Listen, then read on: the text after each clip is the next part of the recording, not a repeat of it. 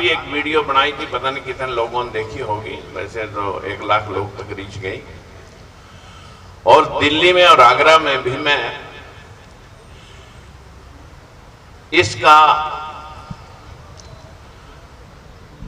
भर्त्सना प्रस्ताव पास करवा के पूरी गुंडागर्दी के खिलाफ, भेदभाव के खिलाफ आवाज बुलंद करके आया।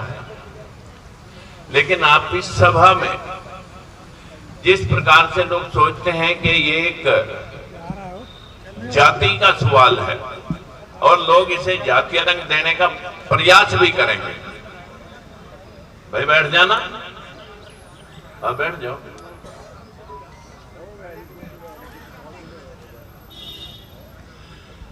मुझे लगभग 28 साल, आप इसका नाम एट्रोसिटी दें या भेदभाव दें या बहुजन समाज के खिलाफ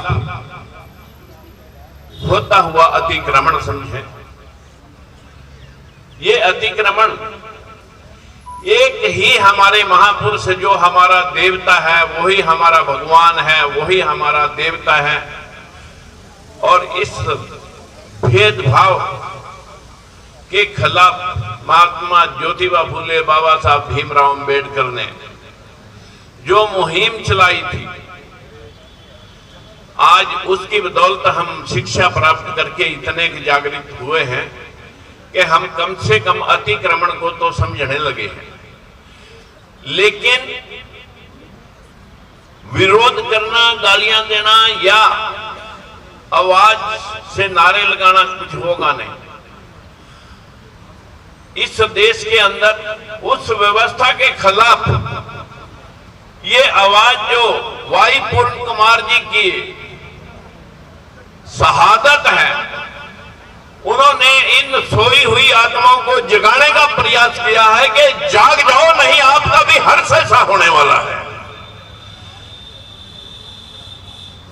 वाई पूर्ण कुमार एक जीवन खप जाता है एक IAS IPS बनने में,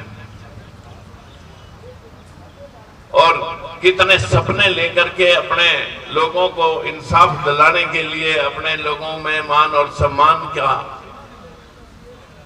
उसको उकेरने के लिए कितना समय लग जाता है। लेकिन अभी तो आयु भी कोई ज्यादा नहीं हुई और इतना दबाव इस सरकार के मनुवादी व्यवस्था के लोगों ने उसके ऊपर क्रिएट कर दिया कि उसे उसकी बर्दाश्त से बाहर हो चला।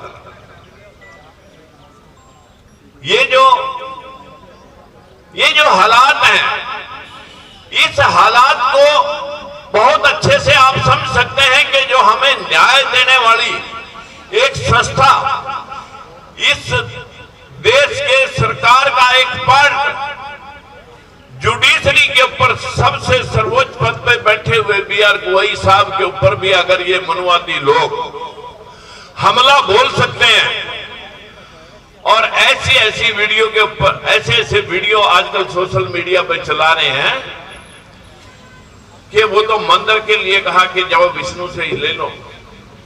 अरे इस देश में ही 33 करोड़ देवी देवता हैं, और इस देश के ऊपर जितने भी आक्रमणकारियों ने, आक्रांताओं ने आक्रमण किए, इसी देश के ऊपर किए। हमें बचाने के लिए कोई नहीं आया।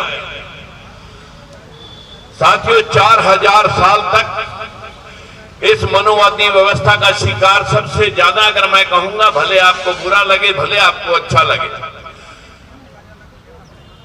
जो पूजा आप कर रहे हैं महर्षि वाल्मीकि को आप मानते हैं कि इन्होंने ही इस देश की रामायण लिखी थी। नहीं भाई नहीं, वो वाल्मीकि नाम का एक ब्राह्मण था जिसने 2200 साल पहले ये लिखा। हमें यही समझना पड़ेगा।